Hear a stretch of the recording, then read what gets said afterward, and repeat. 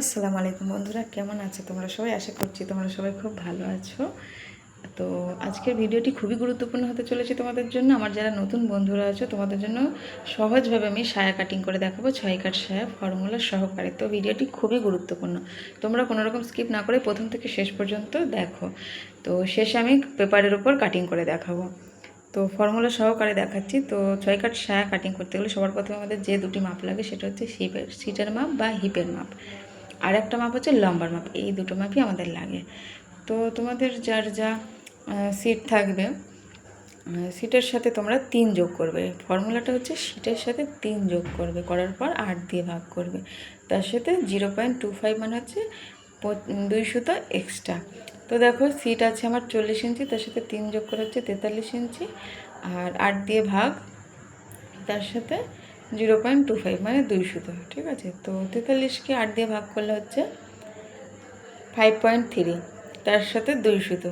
তো টোটাল হচ্ছে 5.5 ইঞ্চি। ঠিক আছে, 5.5 ইঞ্চি মতো নিয়ে আমি দেখো এখানে একটা ড্রয়িং করে দিয়েছি।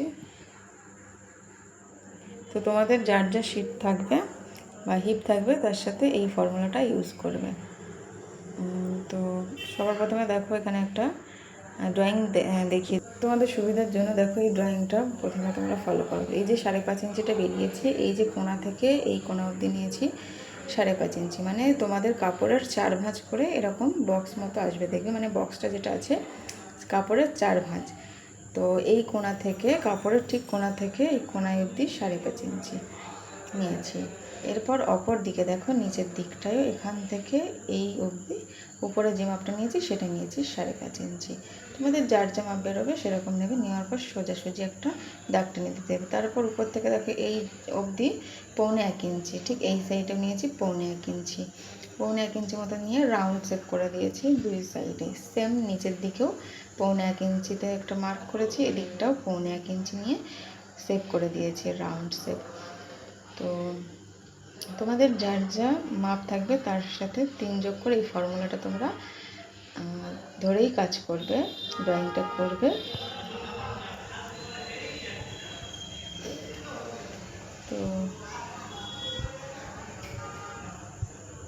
এরপর তোমাদের পেপারের উপর কাটিং করে দেখাবো। তো পেপারের উপর চলো তোমাদেরকে আগে দেখিয়ে দিই, তাহলে আরও বুঝতে সুবিধা হবে। তোমরা যারা নতুন আছো তোমাদের প্রথমে প্র্যাকটিসের জন্য এরকম পেপারের উপর তোমরা প্র্যাকটিস করবে, তারপর কাপড়ের উপর সবার প্রথমে দেখো এরকম একটা আটকেটা নেবে। নেওয়ার পর লম্বা দিক থেকে 2 ভাঁজ দেবে। 2 ভাঁজ দেওয়ার পর আর একটা, ঠিক দেখো এইভাবে আর একটা ভাঁজ দিয়ে দিলে টোটাল 4 ভাঁজ। আমাদের কাপড়ের উপর যখন আমরা কাটিং করবো এরকম 4 ভাঁজেই নিয়ে তারপর কাটিং করবো। দেখো এবার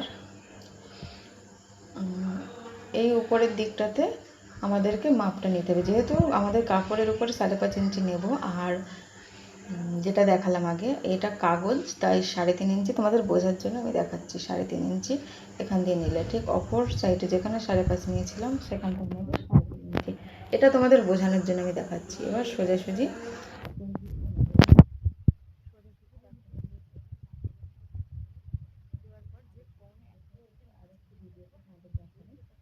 আর এখান থেকে দেখো 1/2 ইঞ্চি নিচ্ছি, আর সেম এই দিকটাতে 1/2 ইঞ্চি নেওয়ার পর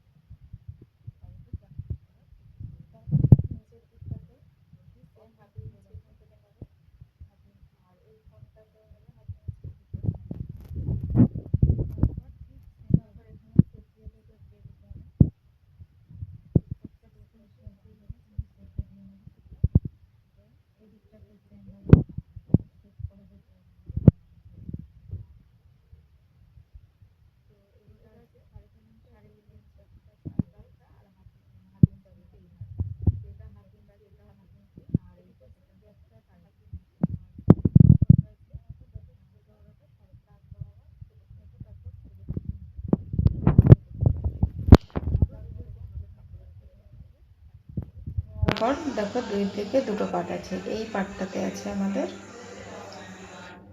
4টে পার্ট বেরোবে এটা থেকে। আর সমানভাবে এরকম ধরে নেবে, নেওয়ার পর যেটা ড্রয়িং করে নিয়েছিলে, যে শেপটা দিয়েছিলে সেই বরাবর দেখো কেটে দিয়েছি। শেপটা বরাবর কেটে ফেলতে হবে। 1/2 ইঞ্চির যে শেপটা নিয়েছিলাম 4 সাইডে, তো সেটা বরাবর কেটে ফেলতে হবে।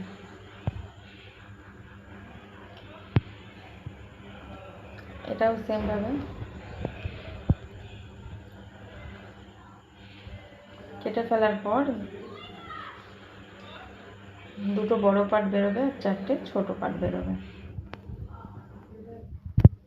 তো দেখো এই পার্টটা থেকে আমাদের 2টো এরকম বড় পার্ট বেরোবে।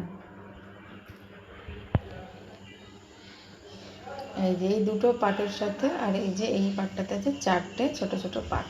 তো 2টো বড় পার্টের 2 সাইডে, মানে একটা বড় পার্ট নেবে আর তার 2 সাইডে 2টো ছোট পার্ট রেখে সেলাই করতে হবে।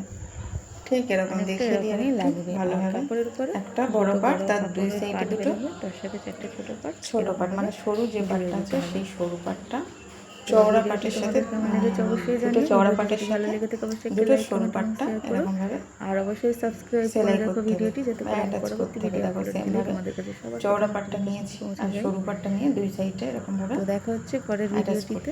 তো এই ছিল আজকের ভিডিও। ভিডিওটি কেমন লেগেছে তোমাদের অবশ্যই জানিয়ে। ভিডিওটি যদি তোমাদের ভালো লেগে থাকে অবশ্যই একটি লাইক কমেন্ট শেয়ার করো আর চ্যানেলটিকে সাবস্ক্রাইব করো। ভিডিওটি ছিল এই অবধি। দেখা হচ্ছে পরের ভিডিও। ততক্ষণ সবাই সুস্থ থেকো, ভালো থেকো।